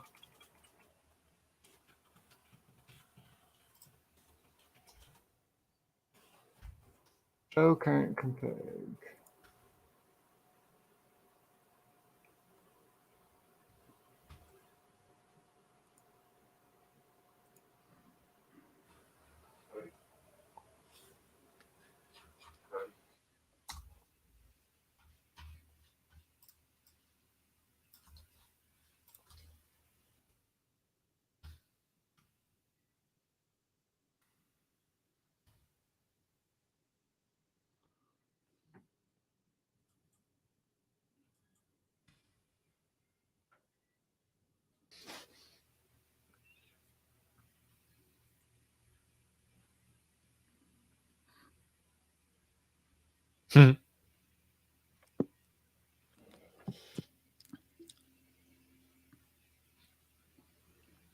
And this time it didn't start X windows at all. Nope. Cool. Let's see why.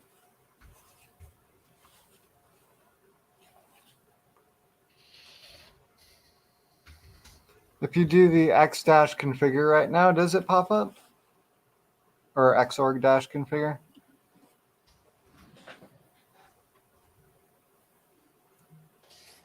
Still doesn't like doing it automatically. So it'll do it on its own, but not when we tell it to do it.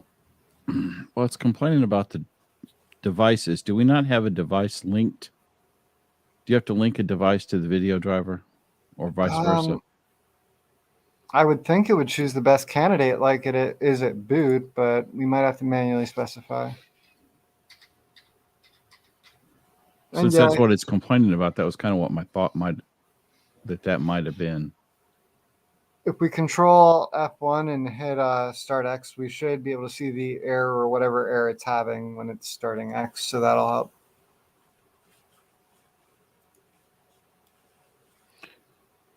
It says unable to connect to X server, bad file descriptor. And that's what I did was I rebooted. If you were watching, I rebooted and I put FB0 equals rotate : 3 in. Ah. And so now I can't find the display. Interesting. So I would say undo that for right now, and we can, or see if you echo 0 to that and see what it does, or check the Xorg log and see if there's anything more descriptive.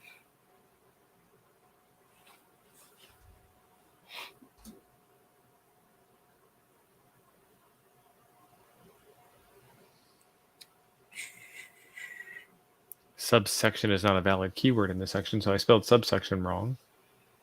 Line 16. No screens found. Bitching about your config then. But now it's bitching about the config and giving up, but it's only doing that because I said that FB0 line in the config.txt. The FB rotate. In the command line. Yeah. Rename or delete the config and try starting X and see what it does, just to see if it's file and disk changed. That's because it's probably trying over and over again to restart itself. Probably. All right, cd etc x11. And you can also do here. I'm going to send you a different command because this one might work better for generating a config.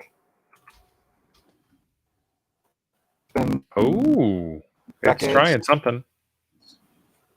It's trying something. It's still sideways. Dang it. Once I removed that config file, it tried to start itself up in X right away. It forced a restart, though. It was kind of interesting. No, so I don't think it forced. I think it was trying to do it over and over and over and over again. And once I fixed the config, it went ahead and did it. Okay. If that makes any sense. Preferences. Is there an X executable instead of Xorg on this box at all? Or glx info if it's installed right now? If not, I might tell you the command to install. Because if even glx info won't work, that'll be interesting. Okay, glx. Nope, no glx anything. Yeah. Good evening, Joseph. That would be in Mesa utils, I believe. So apt install mesa-utils.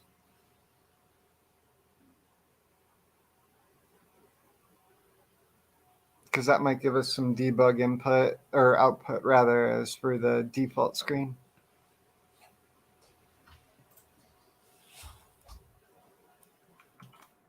Here, I'll copy, paste it.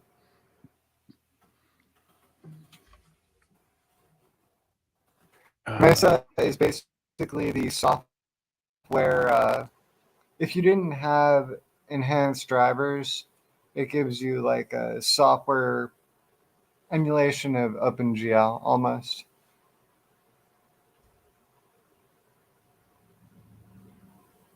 That might work better than Xorg. Huh. Server's already active, yeah. Okay. Interesting. Well, yeah, kill it and then see what you. D2D23 not found. So it what actually module made is it. that for? Nico, what module is it complaining about?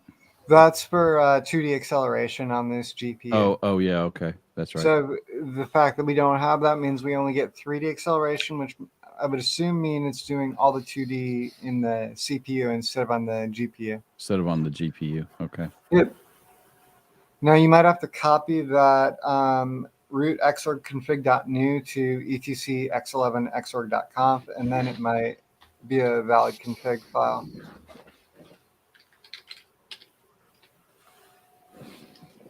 Oh, Shark was right. And I can't read that. You guys can't read that either. Yeah, that's why we wanted VNC on at some point, because sometimes it's easier to do it that way. Because then the same way you're running like Screen and Putty and stuff like that, you could screen share the VNC. It just says failed to get size of gamma for output default.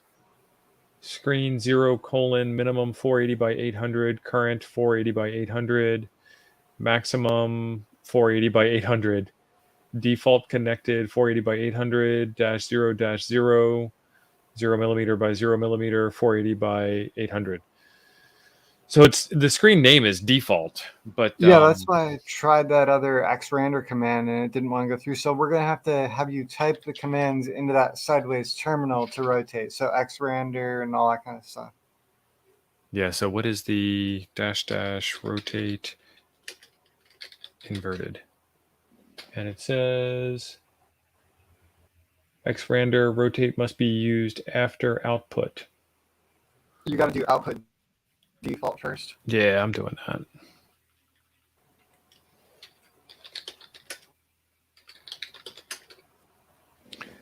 And it says output default cannot use rotation inverted. What about going CCW? back to 9? Yeah. Or one of those other ones. Let me see what the other xrandr args are for rotation. I think it's just not built into this driver. You can tell it that's whatever what you that want. Sounds like, yeah. And it just doesn't know. It's giving you the finger because it's not in that driver. Right.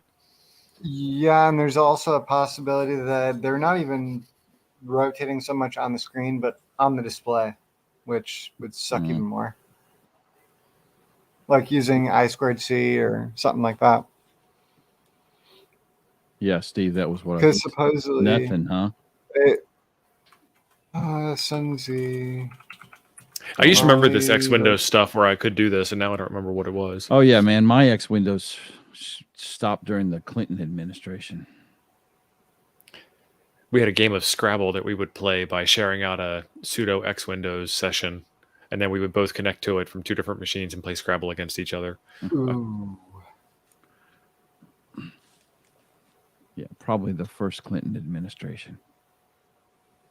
I just haven't had to mess with this stuff. Once they updated everything where it would auto configure itself, it just got so darn good you didn't have to screw with it.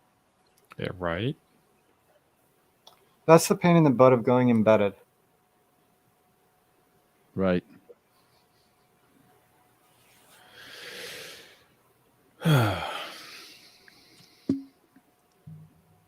So what we need to do is get a proper video driver on here. Oh dear. Gee, please tell me that's not it. Please, please, please, please. That's not it. You feel better now? I mean, I'll tell you, but I'd be lying to you probably. There, open this up and then read down to the capacitive touch panel setup area of it when you have a second. See how they're defining all the different displays there, and then like touch key config, and there is a section for display rotation.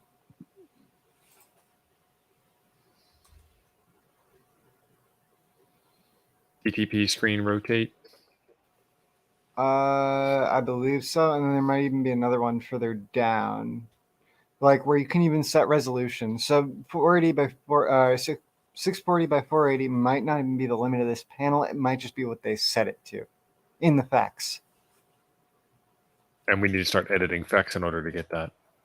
Possibly, and that's probably what they're still interfacing to rotate. I don't think your DNS is set. Check your resolve.conf and that's it. Yeah, I wasn't watching. Yeah, I rebooted. That's why. Okay. Copy this to the chat, and if the bot doesn't kick me, but yeah, you can set the frame buffer, the colors. Nico, we have a private chat in StreamYard. Oh, and if you want to look at that, Jim. And there ain't no bots in the private chat. Are we sure? Not any bots that we care about. Steve, are you a bot? Yes. He could be. RTL8XXXU. I could just put that in the file. Yeah, I'm wondering if we can pass some of these as kernel variables and not have to edit the FX, because that would be... Here we go, LBDS, LCD underscore.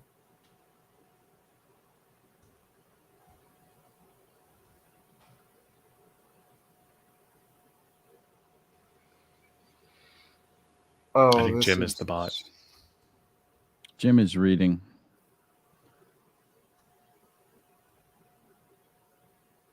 Makes my head Is that hurt. Canada Joe stirring it up? Yes. What's up, Canada Joe?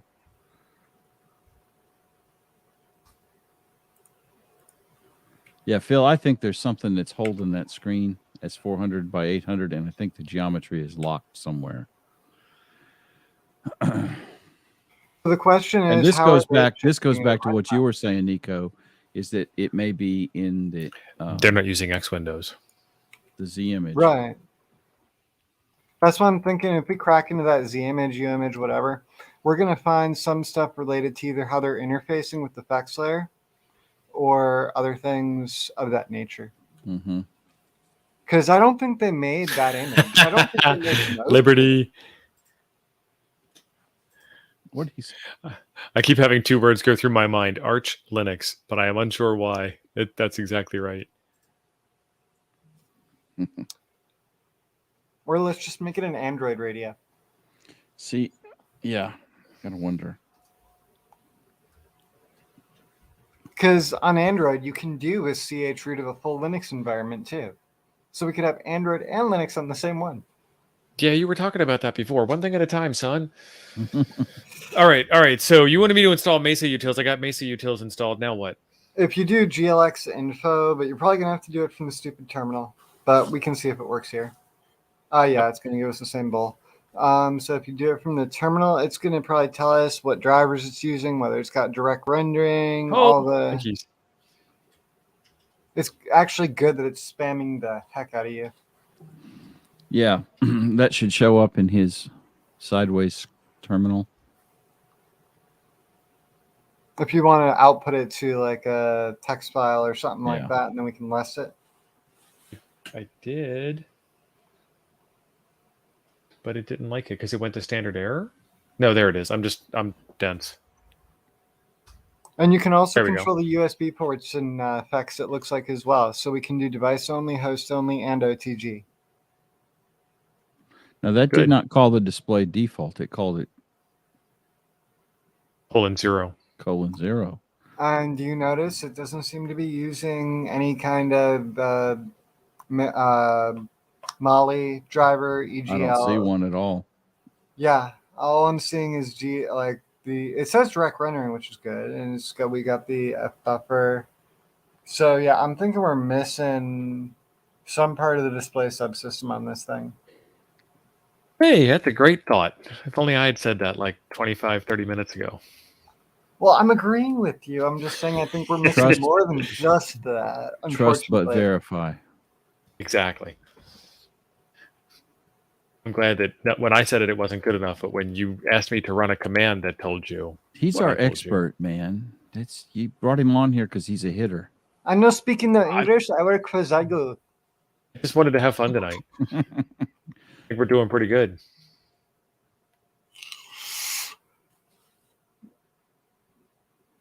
A hit of that smart juice again. The alcohol is the smart juice. This is the dumb juice. Oh. Or no, coffee is smart juice. I'm 5 weeks into not smoking. I feel like my IQ has gone down a lot since I quit. No, you just have enough awareness to notice it now. That was Actually, hard. what I think frequently at work is, crap, how do I deal with you people? The nicotine probably helps you cope with idiots. Yeah. At least that's That's how I do it. huge, that? man. It's basically dumping all the pixel maps and everything Okay. for like the whole graphics card for Okay. rendering. I was hoping to see some Mali stuff in there, or EGL, or there might be an EGL info command that I'm not remembering. Because a lot of there is an EGL info command. Does it come with this? Maybe, maybe not. Because a lot of these Mali GPUs don't actually have OpenGL. In some installs, they have EGL.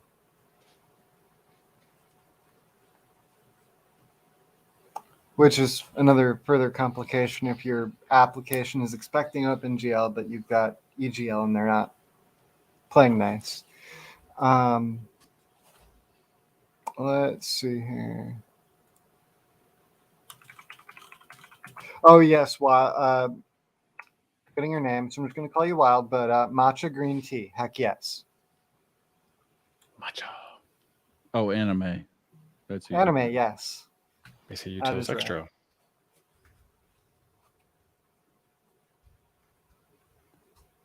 They say Utils by itself wasn't enough. I was going to say, I thought you installed it, so apparently there was more.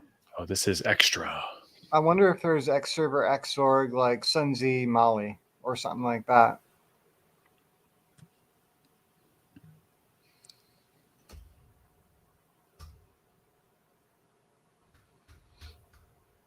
There we go. EGL info. This one popped out on the terminal. Wayland.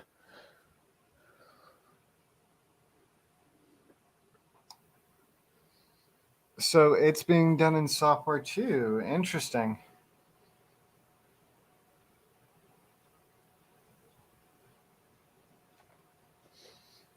What happens if you do that from the terminal Console, thingy? yeah. Let's see if there's any like Mesa or Sunzi or anything as well when you have a chance. And Yes, that's how I feel every day, anime.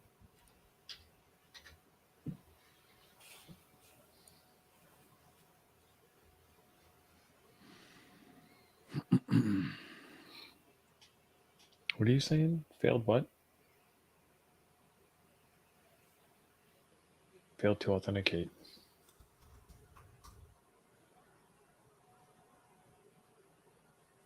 I think he's saying do xauth list because we might be able to run X commands from the terminal and not encounter the screen Yeah. out down there. But Yeah.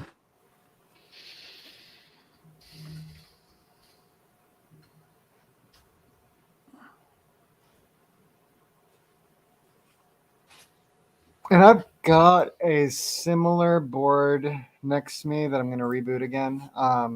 That has a display out that I think also has a frame buffer and uses Mali. So if our only issue right now is Mali, I'm happy to have that issue. If that's literally our only impediment to something that will work on this rig. All right, we're going to give this a couple more minutes and then we're going to call it. Yeah. Time has flown by. Yeah, it really has. A TO, or this offer goes out to anyone. If somebody has a radio that I can SSH into that can point a webcam at the screen or something like that, where I can literally, if I have to, go through and compile modules just to get something working, I am willing to do it. The question is just organizing something like that. That's an interesting idea. He wants to look at this screen. And it's really hard to film this screen. Well, what I was thinking is I'm not judging, but it's kind of small. Restarting. Just saying. Well, size matters, Jim, is what you're saying? Jim's used to small things, so he recognizes it right away. Oh, It's not the size of the screen that makes it hard to. It's the reflective display. Sideways and it's reflective. Yes, and it's tiny. That's more I was going to try things until it actually starts rotating. And just having the webcam there to see if it actually rotates. Yeah. But yeah. So we're just rolling right on through this thing, and it's been a lot of fun tonight. Let's get back to the, not that view. I don't like that view. That view is better. But yeah, it's been, we made progress, but not any progress that we can demonstrate. We made thought exercises. Yeah, it was a lot of thought exercise. I don't know about progress. VA3 OSO, that's a cool call sign. Keep trying, you will get it. That is correct. Thank you for the $5 super chat. We are just working away, and what I wanted to do in the show tonight was show you that this isn't as easy as like just turn the radio sideways and it'll automatically rotate itself. Just kind of give you a feel for what goes on behind the scenes. We've been doing this for, I don't know, 2 months now. 2 months. An hour here, an hour there, and working on other projects. It does have a gyroscope in it. Have you tried turning it sideways and shaking it like a phone? It does have a gyroscope in it? Yeah. Get out of town. Oh, wow. Shark, I don't feel that I'm the punching bag. I'm the comment wrangler. That's what... Nico is providing the brains. Tio is the touch labor. I'm the comment wrangler. I'm the random idea. Thank you guys for coming out. It was nice to have everyone support us while we were trying to do this. Yeah. So I think where we're at now is we need to build a better display driver or find a better display driver, right, and get that installed. And then we have a couple other Toads members that are working on other parts of this. I know, I can't remember, is it Chuck that's working on the not KK6USY Chuck, who's working on building a kernel, because this is 589 and there's a lot of newer. I can't remember his call sign. It's in his name on Toads. I know you're talking about MFP maybe. From everything I've read, is this should be supported in mainline kernel. So Raspbian should work if we can get U-boot to boot. Let me ask a stupid question, and you guys we've probably talked about this and it slipped my mind. What would it take to get the X server running on that so you could start your own remote X client and then get at least the correct rotation and screw with it that way? Like VNC? Well, VNC or any X client, yeah. Modify like an xinit.d file for VNC server, or if you apt-get install VNC server. Well, I mean, at the very simplest, install VNC server, yeah. Yeah, and just make sure it starts with LightDM or whichever display manager it's using at the moment. I don't know if that's going to help or not, if that would make it any easier. Well, it would let me see maybe when it's rotating it.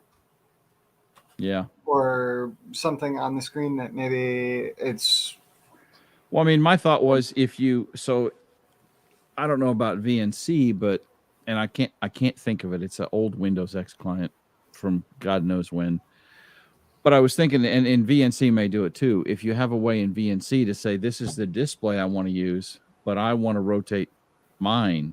So if I could force a rotate locally, I don't know if I'm barking up a wrong tree there or what, because this is real fuzzy old information in my head. Yeah, I'm not a huge fan of VNC myself, so but I see where you're poking at. I think it might be doable. And I don't know if that gets you a whole lot, but I don't know. It may be easier than the sideways. Going back and forth, yeah. Yeah. Yes, Ron, I'm trying to keep them in line. If I was local to them, I'd be throwing Nico the coffee or the Red Bulls. Oh, yes. And personally, if I was there, I'd probably be standing out in the back porch smoking. Shark, I think Real VNC that I use at work occasionally has a rotation feature, but I think it's only on the paid version, maybe. Yes, I think you're right. See that. Because there's a couple of VNCs that have... What is the one I use? Is that the one with VNC Viewer? Is that Real VNC? I don't care that it's not licensed. And yeah, it can just spin one of my monitors because it's on a mount, but...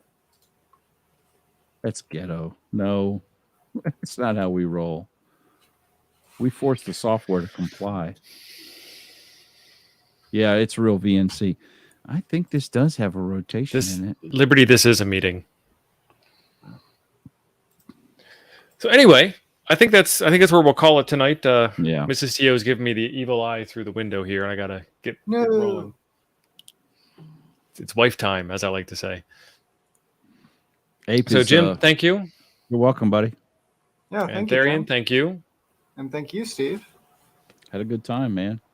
And all you folks at chat and playing along at home, thank you as well. We'll see you Griff, tomorrow morning on Coffee and Ham Radios. Ooh, coffee and ham. I like. And that's the Yuma Ham Fest, I believe. Is tomorrow morning is Yuma Ham Fest, and then Sunday is the Voice of America 80th anniversary celebration that's coming up. They're going to be running a special event station. There's going to be museum tours. The Ham Radio Club that's at Voice of America is going to be there. We're going to have a couple of people from the museum on Sunday to talk about the event and all kinds of stuff. So both of those are going to have some guests and some fantastic information. So we'll see you tomorrow morning. Be there. Aloha. 73 all, and have a nice night. Woohoo.